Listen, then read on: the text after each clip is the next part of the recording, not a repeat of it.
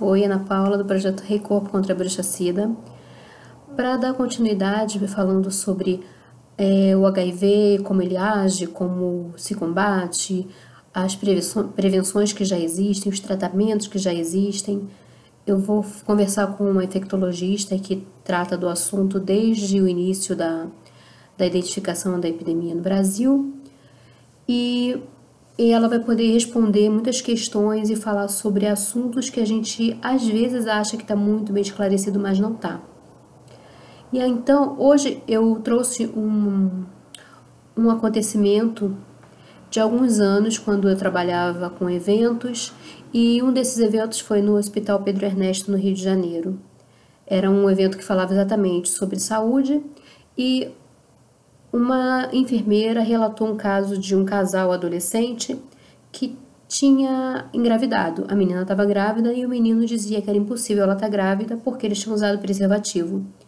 Muitas questões, foi solicitado que eles fizessem um teste, que eles olhassem, mostrassem como eles usaram preservativo, e eles colocavam direitinho, estava tudo certo, e ninguém identificava como a menina, apesar de ter usado preservativo, podia ter engravidado. Depois de vários questionamentos, chegaram à conclusão de que o menino tinha usado preservativo dos dois lados.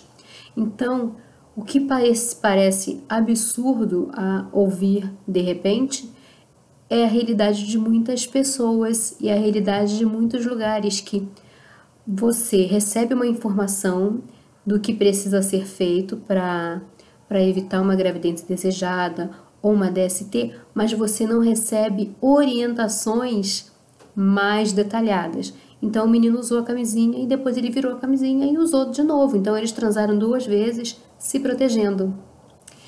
Então, entre 2004 e 2017,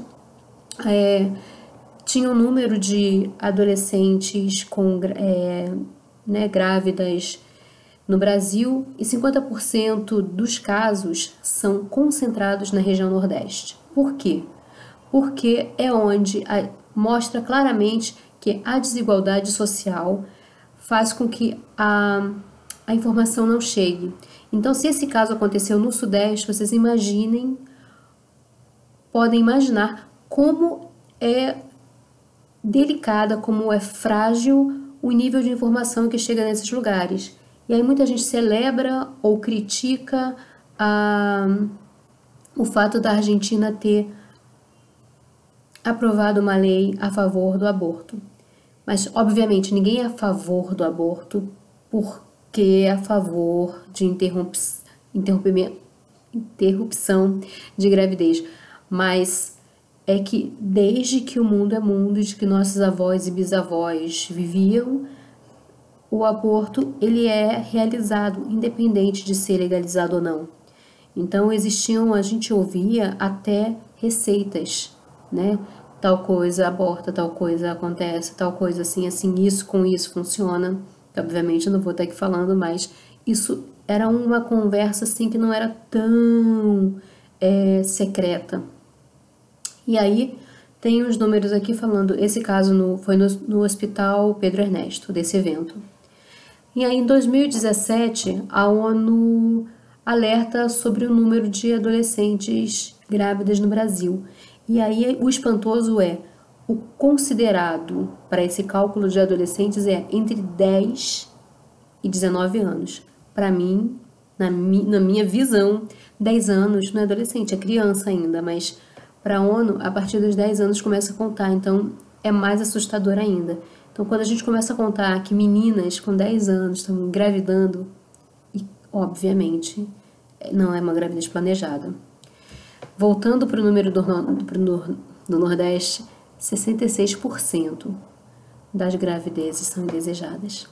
66%. Imagina o susto, porque às vezes a mulher engravida na base dos 30, 40 anos e ainda tem aquele choque inicial, né? Ai meu Deus, e agora? Porque é uma vida. E aí quanto mais velho a gente chega, mais madura a gente fica, tem mais a percepção do grau de responsabilidade. Às vezes a adolescente não tem tanto assim, então os sustos são diferentes. E aí, cada 5 adolescentes, 3 não trabalham e não estudam. Não trabalham e não estudam.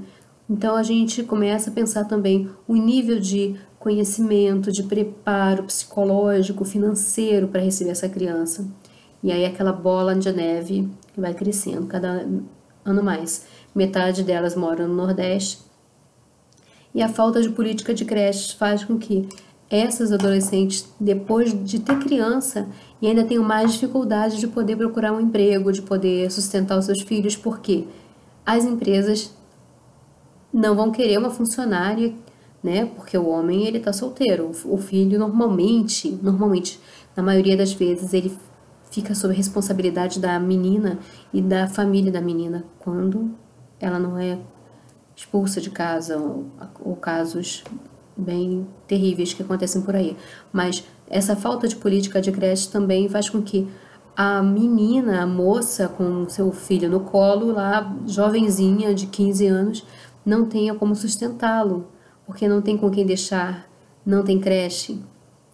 E aí ficamos nessa situação de que a gravidez, a falta de educação, de orientação, que gerou uma gravidez, que gerou um novo núcleo familiar sem instrução, vai gerar isso de novo e alimenta uma estrutura, uma base de pobreza e falta de conhecimento, de orientação mesmo. É isso.